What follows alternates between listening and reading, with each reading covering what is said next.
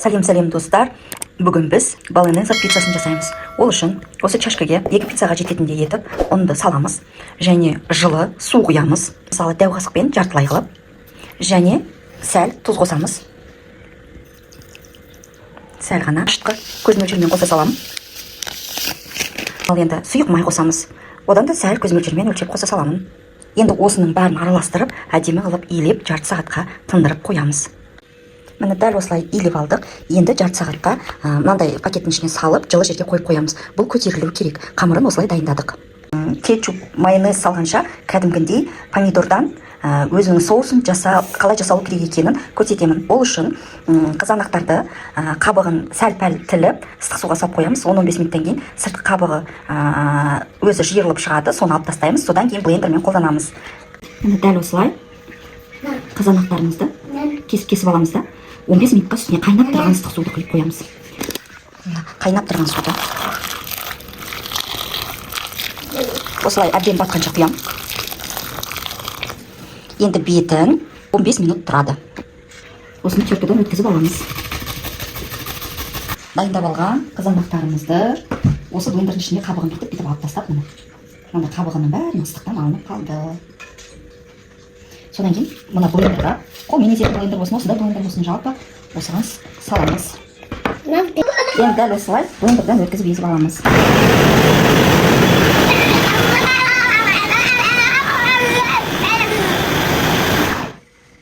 Табаға кішкене май құйып, оған чеснокты қуырып аламыз. Басып қоямыз. Өте азын түрде. Жаңағы езіп алған помидорымызды құямыз.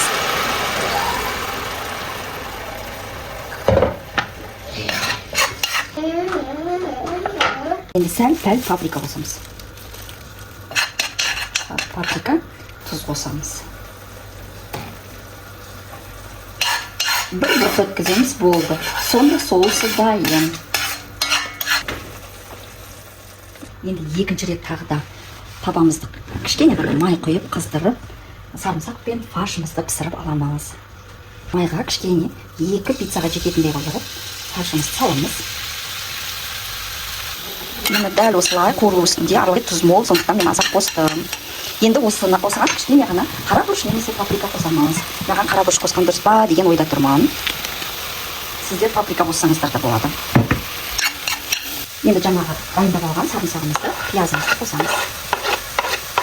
Және жаңағы дайындап алған соусымыздан 1-2 қасық қосып қуырып жібереміз. Астын басып 10 минутқа әбден пісіріп аламыз.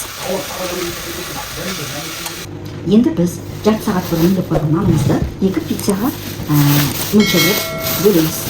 Беріп, күлшелеп тындырып қоямыз. Нан өте күшті көтерілген екен. Май қосылған, сондықтан бұл жабыспайды.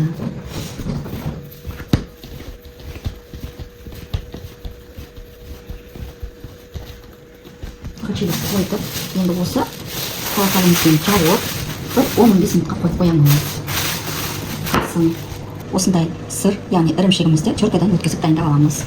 Енді күшті ірімшікпен де жасауға болады, әрине, бірақ мына ірімшік аса қымбат емес, килограммы 1000 теңгелік ірімшік.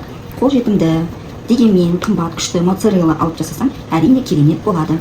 Мен қарапайым ғана қолжетімді дүнділермен жасап жатырмын. Осы наннан ақырындана оқтау қолданбай, қолмен жайып шығамыз. Оқтау қолданбаған кезінде негізі дәмді болады. Шетін кішкене ұстап тұрып, осылай жасай берсе, бұл нан өзі үлкен болып шыға келеді, жайылады.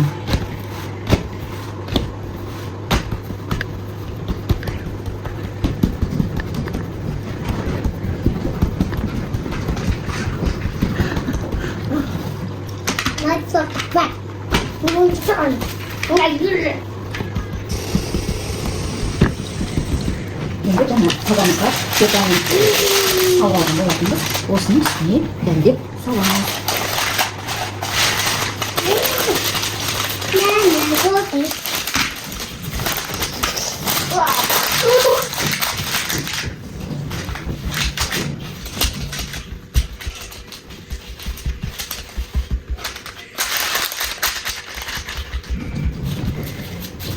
Енді екінші нанды да дәл осылай жасап аламыз.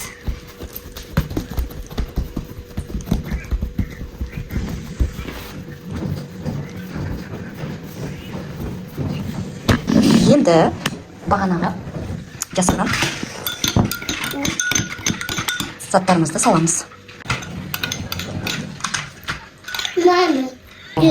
Енді бағанағы жасаған пісірген фаршымызды саламыз. Бағанағы дайындаған фаршымыз